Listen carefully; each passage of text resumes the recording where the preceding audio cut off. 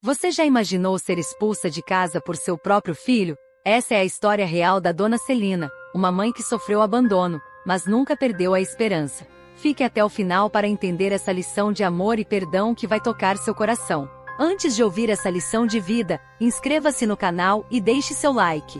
Histórias e Inspiração conta histórias reais que tocam, inspiram e fazem você ver o mundo com outros olhos. E prepare-se para se emocionar.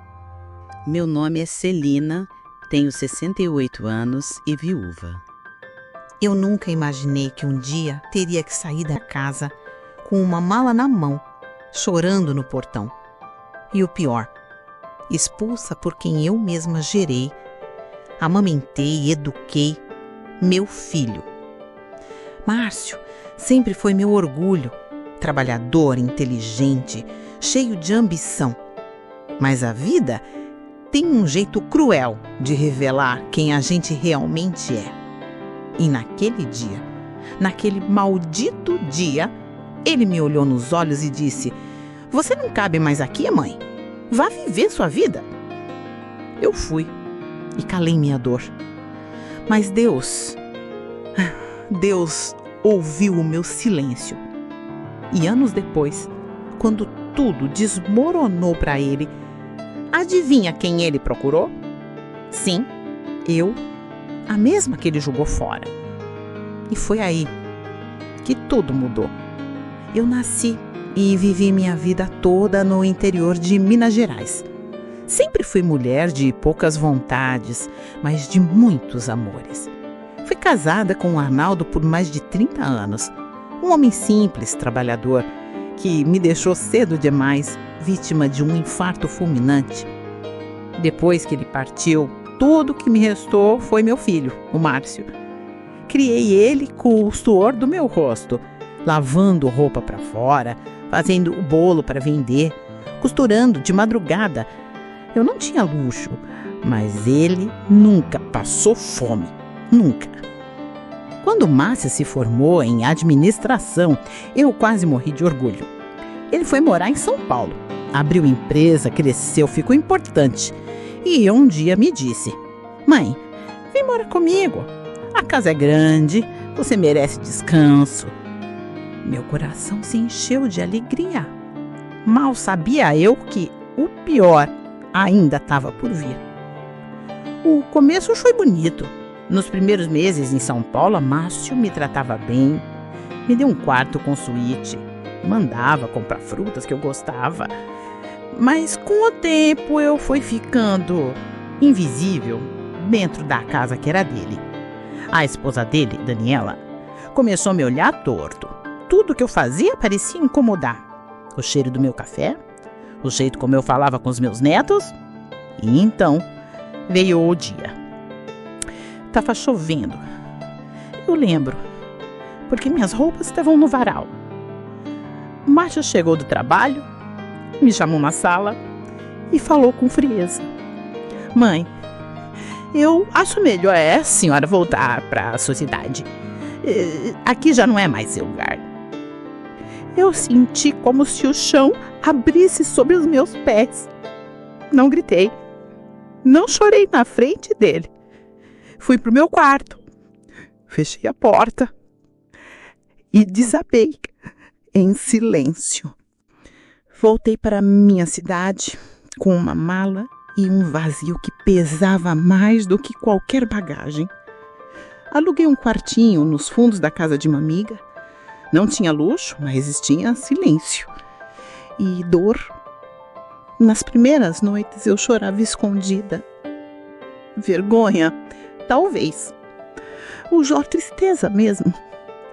Passei a vender pão de queijo na feira para me sustentar. A cada fornada, eu tentava assar também a mágoa que queimava dentro de mim. As pessoas cochichavam: "A Celiva voltou!" Mas ninguém sabia da verdade. Eu também não contava. Eu ainda o protegia. Porque mãe é isso. Mesmo ferida, ainda reza pelo filho que a machucou. E assim fui seguindo. Um dia, depois do outro, Até que o destino decidiu vir ao jogo. Eu soube pelas vizinhas. Celina, você soube do Márcio? Perdeu tudo. O negócio faliu. No começo, eu não acreditei. Márcio?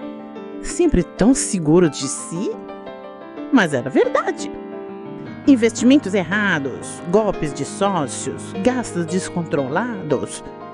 A casa foi a leilão, os carros apreendidos, até os móveis foram vendidos. Daniela o deixou. Márcio ficou sozinho. E então, ele lembrou de mim. Depois de quase 3 anos, ele apareceu no portão da minha casa, no meu quartinho, com os olhos fundos e o orgulho estilhaçado.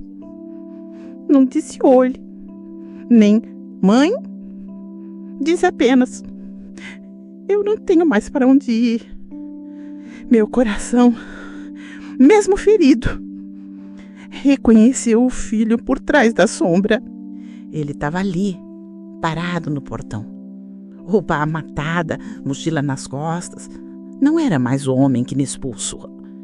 Era um menino, perdido e envergonhado. Por alguns segundos eu fiquei ali, parada. O tempo parecia congelado. Meu coração gritava. Minha mente não. E agora, Celina? Você fecha o portão ou abre de novo?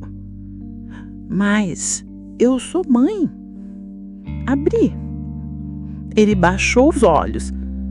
Disse apenas: eu errei. Eu engoli o choro e respondi: a roupa de cama tá limpa. O banheiro é no fundo. Se quiser jantar, tem sopa.